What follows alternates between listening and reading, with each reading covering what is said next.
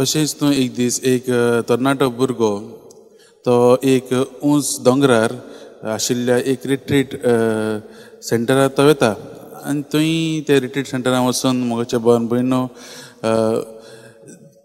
आपले आत्मीक वाड जावंक थंय वचूंक लोक वताले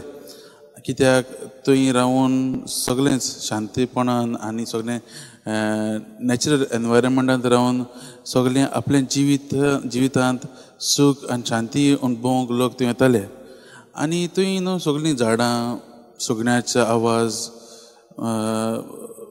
नितळ वारें सगळें आसलें आनी हो भुरगो जेन्ना थंय वता थंय ताका बरें दिसता आनी थोड्याच वेळान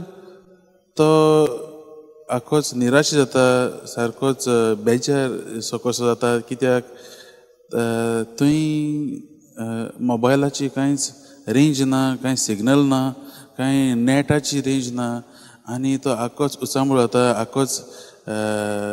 तिडकीन तो भरता आनी म्हणटा हांगा कांयच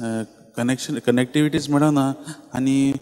म्हजें जिवीत सारकेंच संवसारा कडल्यान डिस्कनेक्ट कशें जालां तो म्हणटा आनी थंय न्हू म्हज्या भावन भयणू एक पाद्री आसता आपलें रोजाराचें कोंत घेवन तो ताका तें पळयता कितें जाता तें आनी तो म्हणटा म्हज्या पुता तूं हें कनेक्शन मेळना म्हूण इतलो निराश जाताय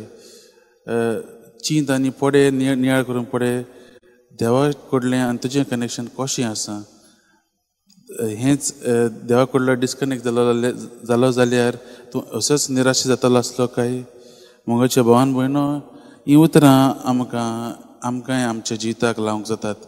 आनी आयज जेजू आमकां असलींच हेच भाशेन आमकां शिकवण दिता आपणा लागीं कोण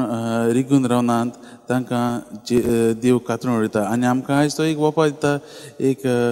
दाखवेलीची आमी फांटे आनी जेजू दाखवेल आमी तरी जेजूक चिटकून रावनात जेजू तरी आमी फळां दिना जाल्यार आमकां काडून उडयता आमी देवा लागींची डिस्कनेक्ट कशीं जातात